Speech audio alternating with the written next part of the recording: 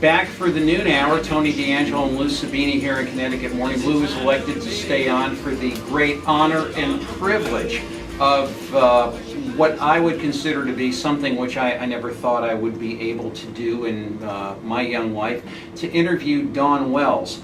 Dawn was born in Reno, Nevada. She graduated the University of Washington with a degree in theater arts and design.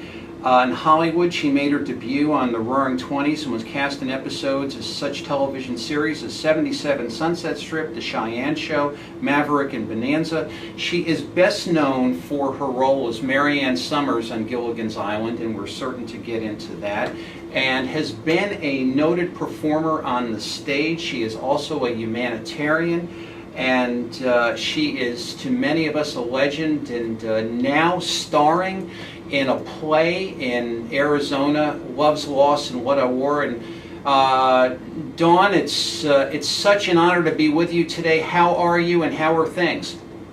Things are just wonderful when you go back so far. I can't believe I'm still alive. Well, I'll tell you, you know, and I'm here with film historian Lou Sabini, and we were talking about movies and things going back to the 30s and such. And and put it this way, maybe I'm going to take this a little bit of a different direction, and we will get into Gilligan's Island, but I'm sure you've considered this, and I don't know if this has been asked to you. It probably has, but have you considered what your professional life would have been if you did not do Gilligan's Island? That's a good point, because and I don't mean to be Gilligan's Island by any means. It happened to be a show that nobody thought would exist for any length of time, and we are the longest running show of television syndication, ever been off the air in 30 languages. And the fan mail base is incredible, because there was the Ginger Mary Ann contest always. However, from the very beginning of once you start, you get cast and you do what you get cast as until you establish a certain reputation or image or whatever. And the minute Gilligan's Island was over, I went back to the stage. I felt I was then cast as that little fun girl the rest of my life, and that I was trained for larger roles or meatier roles, or however we want to call them. And it's been I would love to have gone to Broadway. I don't sing and dance, so musicals, that's the reason I chose going to Hollywood, because the competition, there's only 3 or 4 plays a year in New York where it's a drama. But I really think that had I not been cast in Gilligan's Island, I think you might have seen me do more drama and something with some really meat to it, some beautiful words, some great dialogue, some incredible authors. And actually, I'm going into line in the winter in August. And I have just beside myself. I'm so thrilled to be able to say those words. I'm not rewriting Gilligan's Island at all, but I think the challenge for me is characters with really depth and twists and turns, and I would have hoped that maybe I could have established myself as more of a dramatic actress, really. It's really, you know, and Lou and I are put it this way, we're of an age where we might have been aware of you pre-Gilligan's Island. And Lou, you had mentioned, and this is Lou Sabini, that you had seen Dawn in a Bonanza. You were on a Bonanza episode, I believe, correct? I did too. You did too? An Indian in one and a regular artist girl in another. Which one did you see? I forget. I just remember that you were in the 2 Bonanza, and I used to watch Bonanza constantly as a kid. You know, it was a terrific show. Do you have any recollections about Michael Landon and Lauren Green? And my biggest recollection was Pernell Roberts, because Michael and Hoff. My very first Gilligan's Island Bonanza was I was an artist, and Michael Landon was really caring about what I did and so on. But Pernell Roberts, it's kind of a gossip thing actually, because I came back to audition. And the director said to me, closed the door and said, "Do you mind if we tell you something?" He said, "Pernell Roberts has been wanting to get off the show for a while and has been less than polite to some of the scripts. We've had the last 2 or 3 actresses almost walk off the show Oh. because he just didn't want to do it. And how do you feel about that? And I said, well, as long as it's not because it's me, if he's done it before, I'm fine. So it was a very difficult performance because I had a lot of tears in the show and stuff, and I was pretty new, and can you do it all, and you're nervous and all of that. And he would go play the guitar in the corner and interrupt and would rehearse with me, and it was kind of a really good lesson to really figure out that you got to do it yourself. You can only be as good as you can be. You can't depend on anybody else. If you've got the magic between 3 or 4 people, and the chemistry works, which on stage it has a chance to, you develop, you rehearse, you play it 3 or 4 nights. It's different than coming in and doing one scene and doing 4 takes and it's out of sequence. So it was a difficult thing for me to do. It was I almost was acting alone, shall I say. But that had nothing to do with everybody else's performance, but I found that one of the most difficult. Dawn, you had worked on Gilligan's Island with some great talent. You had Alan Hale Jr., you had Bob Denver, you had Natalie Schaefer, Jim Backus. I mean, what was it like working with all these people? I mean, Jim Backus, he worked with James Dean in Rebel Without a Cause, and you think of Alan Hale Jr. and The Gunfighter But with he did Gregory the stuffed shirt so well. Yeah. Well, and you know, when the show was treated so light, because it was a delightful comedy, it was a bunch of misfits living together, Yes. working with those professionals, Jim kept us, of course, on our toes all the time, because he was either doing Magoo or he's, coming up with practical jokes. Very serious, Rebel Without a Cause was his biggest prize. Alan Hale was probably the most gentle human being that ever lived. Natalie Schaefer was on Broadway with Mom's Heart and George Kaufman. I mean, she tells stories of going back, being kidnapped and taken up to Poconos so that they teach her how to play charades. The stories of the people who had come before me. You were working with the greats. Even Sherwood Schwartz, our producer, had done with Skeleton and the Joe Davis show. He didn't just all of a sudden appear. And I think Bob Denver was a genius. Bob was the characters he played. He was a funny, funny little kid, so he could kind of morph us into something else. But he didn't rehearse. He didn't practice those moves. He just became. The child inside of him came out. And then I watched it through several theaters as well. So I really was working with talent. What? I was, and you don't think of it because you think of it as sort of a slapstick comedy, but I think comedy is harder than drama anyway. Comedy is very difficult. I was fairly new as far as I've been in Hollywood a couple of years. I learned all about the film, and I had some wonderful theater training. I'm a graduate of Stevens College as well, which is a women's college, and Stevens has an incredible theater department because we were at that time playing with the professors, and all the male roles were professors. George C. Scott taught there. There's many really seasoned actors not learning with another young kid, So I think my training and Washington, theater in the round and 3 theaters running all the time.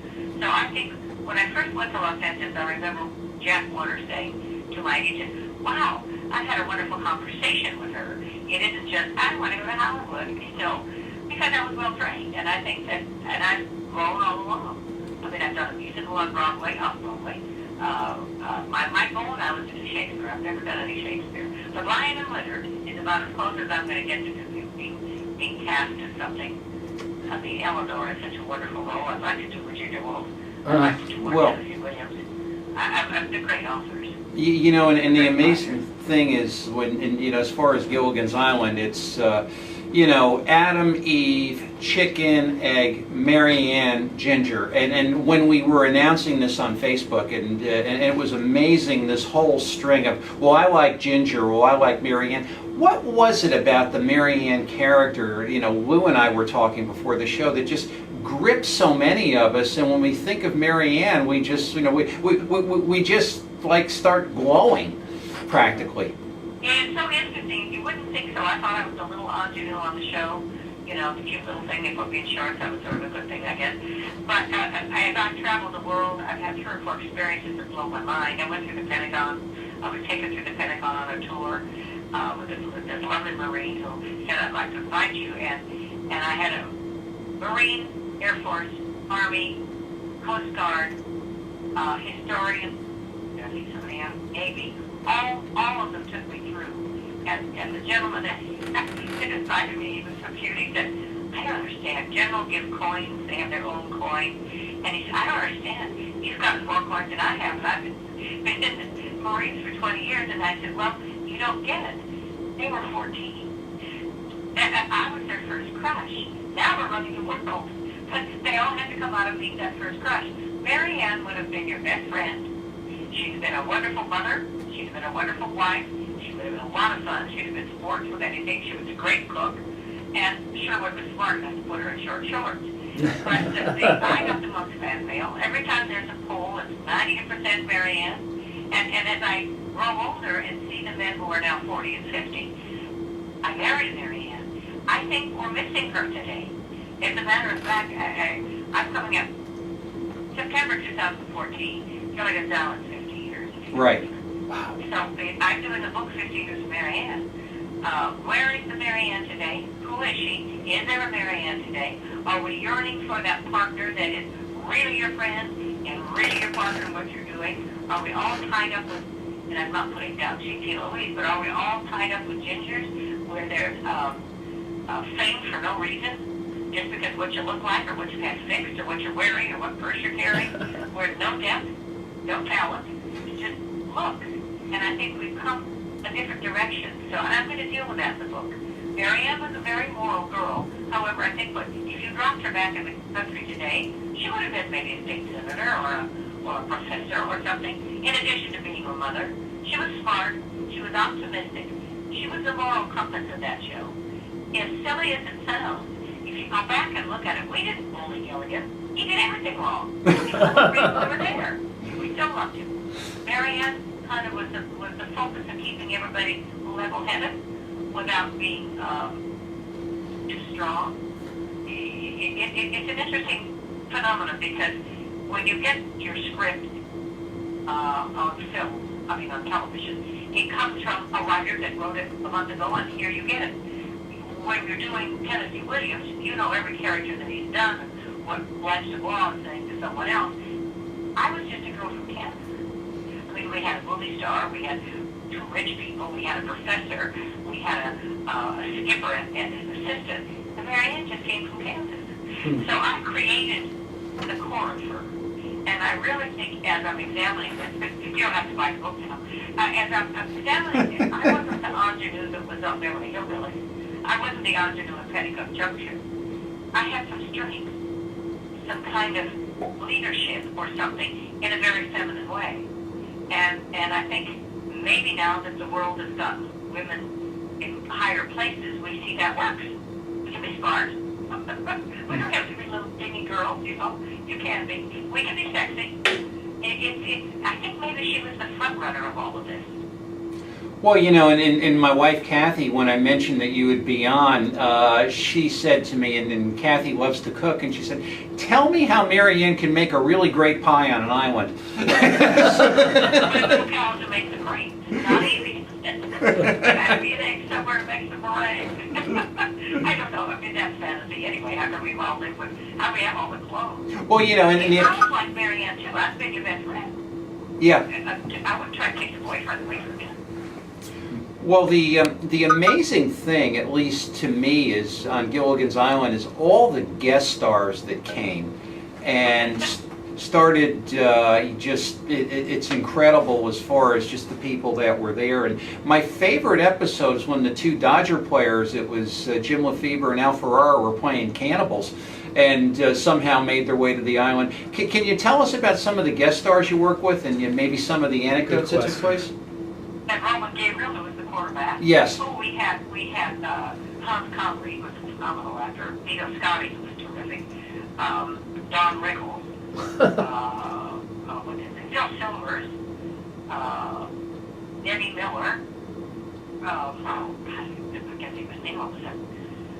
He played the little boy, jungle boy. Kurt Russell.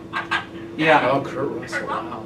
And we were so thrilled to death that we got somebody else to talk to besides the seven of us. But we learned a lot from that. I remember Sherwood Schwartz saying he only cast Don Rickles for 4 days instead of 5 because he, in between takes, had to keep you laughing all the time, and he said he wasn't sure we could do it for 5 days. And Betty Davis wanted to do the show. She was shooting at Gunsmoke next door, and she said, oh my gosh, I really want to do it. I want to do a comedy. I want to do it. And they wrote a script for her, and her movie that she was doing somewhere else did not finish in time, so Zsa Gabor played her. So, yes, of course, if you could believe that somebody surfed off and surfed on, that's kind of silly. But we did have other characters. And the amazing thing of which the constant discussion when I was back in the 6th grade and we were watching you, we were saying, how come all these people can get on and off the island, but somehow the castaways can't? The professor was not smart enough, I guess. Isn't that I'll really? tell you a very funny story, and it's true. We were in filming about 6 weeks into the show, and everybody, CBS thought we were going to bomb. They didn't think we were going to make it, but we were the highest audience guest ever, so that they weren't stupid enough not to put us on. But we were to the top 10 right away, as far as audiences were concerned. And one day, Sherwood Schwartz, our producer, came in and stopped filming and said, we have some visitors here that want to say hello. The heads of the Coast Guard came in and addressed us and talked to us and said, before we leave, we have to tell you, we have gotten, I don't know when, 5, 4, 6 telegrams saying there are 7 people marooned in the Pacific Ocean. Why can't you find them? That's great. Now, are we all really stupid? I guess so. Or is that belief still there? I mean, come on. But there was a reality, and I've been in Beijing. I've been all over the world. I was in the Solomon Islands. I'm an adventurer. I went to the Solomon Islands and 5 women where no men have ever been, no women have ever been before. And we coasted up to the little island of Sulafu. No running water, no electricity. Chief's family had been chief for 9 generations, primitive as can be. The chief's wife looked at me and she said, I know you. And I said, what? She said, I was on the island of Honiara, which is the capital of Solomon Islands, in 1979 going to nursing school, and we used to come home and watch you in black and white. This is in the middle of the ocean off the coast of Australia. So, Interesting. we are the Amazing. longest running. I mean, here we are, 30 languages. Jeez. I'm doing a documentary, I'm writing a book, I'm doing a one-woman show, and it's sort of there aren't any Marians anymore, are there? I don't know any. Well, I put it this Mother way. had Miley Cyrus when she was 14, but she's grown up. Everybody's growing up way too quick. I don't know. It's very different. We've certainly lost that characteristic of that, whatever you want to call it, just that good, wholesome, sweet, innocent, decent girl. And obviously, I guess there were, 91 episodes, if I'm not mistaken? 98. 98. And how did you know that, well, obviously you knew you were canceled. How did you get that news, and what did you think at that point as far as where you would go with your career? Well, we were picked up for the next season. All the scripts were written, and we were sent on vacation in March. And for the first time, we were going to go back and shoot in Hawaii. The pilot was shot in Hawaii, but we shot at CBS Studio Record. So we were kind of all excited about it. And Sherwood called us in May and said it's over. And the reason it's over is Gilligan's Island moved 3 seasons in a row. Monday night to Thursday night to Saturday night. I remember. And they were going to put us now on Monday night. The audience followed us, which is also very unusual. The audience followed us, and they put us on Monday night, half-hour show. And the half hour after it, I think Dennis Weaver had a series, a pilot, and they couldn't get a sponsor. So they had a half hour loose open, didn't know what to do.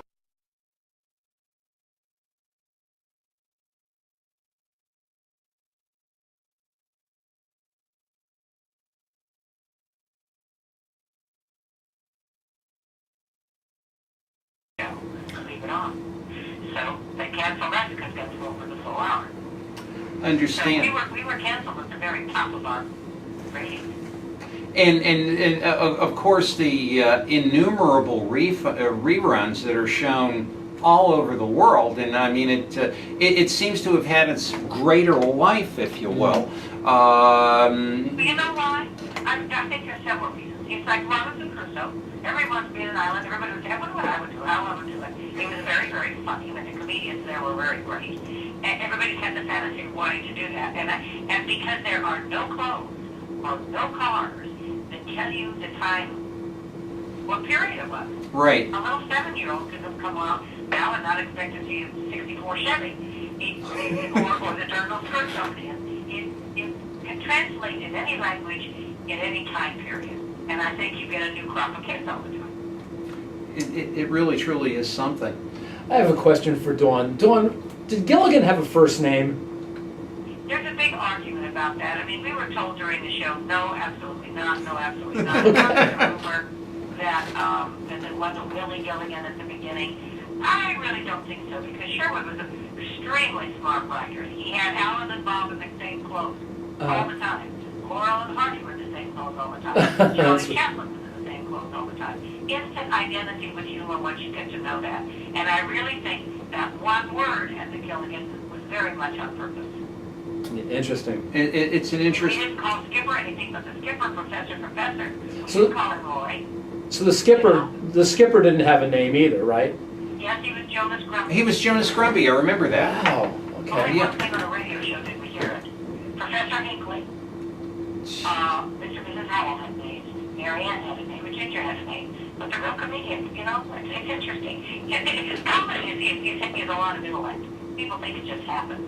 It's actually harder to drama, I think. That's what they say. I've heard a lot of comedians state that comedy is much more difficult than doing You either drama. have the comedy type or you don't. Yes. We had Ginger on our first season, and the two specials that we did, she did not participate. And the other girls were lovely and beautiful, but they didn't have that comedy. Mm. You either have that or you don't. You can't teach somebody comedy timing.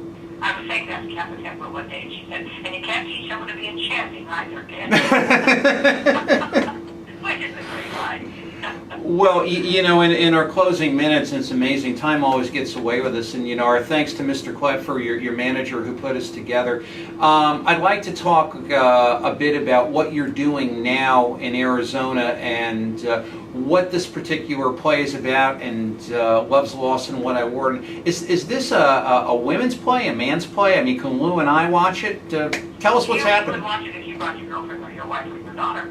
It's Nora and Danny Aslan. If they're a better writer than Sleepless in Seattle, Nora just passed away not long ago. But all these stories are true. That women have brought these stories and incidents. I could give stories about my mother, but I didn't know her. All these stories are true, and it's about women and their clothes, so to speak. Because we can kind of tell you what we wore to prom and how important that wedding dress was, and I'm only going to wear red because I feel better in it, or the first bra, or the first prom dress, or the bathrobe that when you lost your mother, your stepmother shows up in the same robe, and the feelings it brings you. I don't think men feel that way. Maybe about a good pair of boots, maybe about a hunting hat or something. But it's stories told through their clothes, and it's a bond of we all share that. It's 5 women. It's beautifully written. It's poignant. It's funny. It's educational. This is my 4th production of it, and I really hope to continue. I love it. I'm going in the line of winter, so my schedule's kind of funny, and I'm producing something for the 50th anniversary. But it is something, and there's a whole section about the purse, the woman's purse. And every man that comes out of it says, boy, that's my wife's purse. Boy, I know what you're talking about. So it hits everybody. It's more women's play than a man's play. But it's funny, and it's lovely, and it's short. 90 minutes. If it's anywhere near you, you must go. Take your wife, take your daughter. I don't think 4 men go by themselves. But, 4 men don't go by themselves if they don't play as much as Yeah, I mean, they may go to a ball game, and even then, and in our probably what'll be our closing moment, and you may find this interesting. Lou and I are both from Stamford, Connecticut, and a very good friend of the show is Michael Dante, who's been on several occasions, and Michael, we did a movie together. Yes, exactly. And Michael's been just a gentleman throughout, and he's been really one of the first people that we had spoken to. And Michael often talks about the fact of, if I recall the story correctly, when he and Charlton Heston were going for the lead in Ben-Hur, and we kind of know where that ended up. And Michael had his career kind of took a different path, but perhaps a much more versatile one. In looking back over your career, and of course you have a lot of career to go, is there anything that perhaps you think of, wow, that really would have been something if I did it, and I really could have brought something to that, and what would have happened from that point? Or do you look at what you've done and say, well, this has been the right path for me? Well, I also That's a tough question. Because I did a wonderful movie with Michael Dante, and it was quite an experience. I don't think we really have control over our career until you hit real stardom. I have a really hard time, not now, because I'm 104 years old, but not now, because I am absolutely typecast as Mary Ann. In a Gilligan's Island silly sitcom, it took me a long time to even get an audition for Vagina Monologue. It took them 2 years to cast me in Love, Lost, and What I Wore.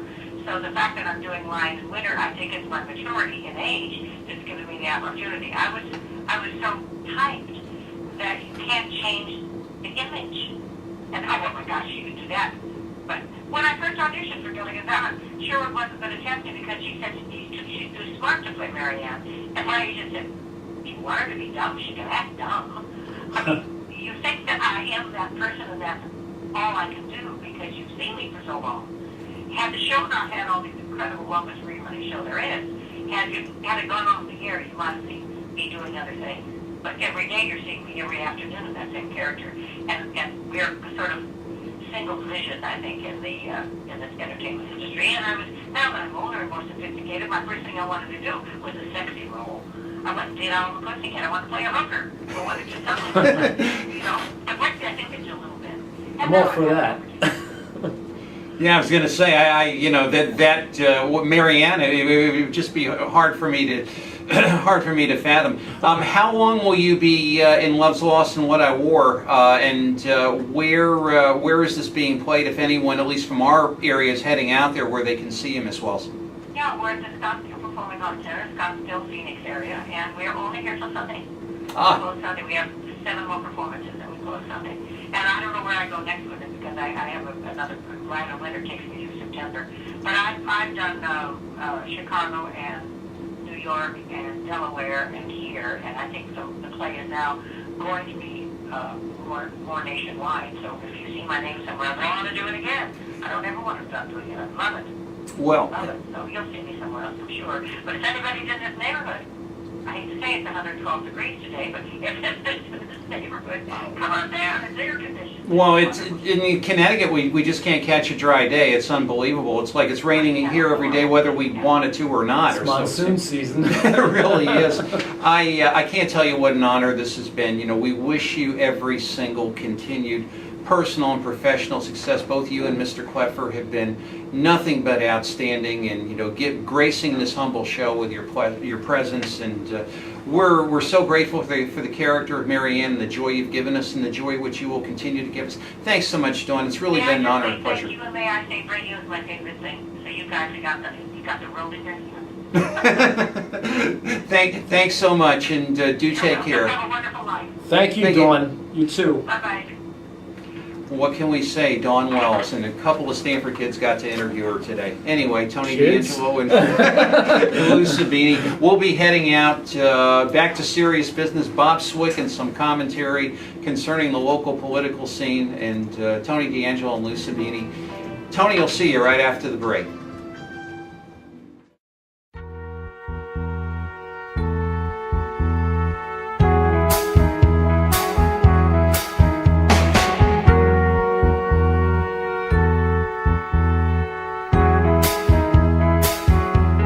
You're just too good to be true. Can't take my eyes off of you. You be like heaven to touch. I wanna hold you so much. At long last, love has arrived. I thank God I'm alive. You're just too good to be true. Can't take my eyes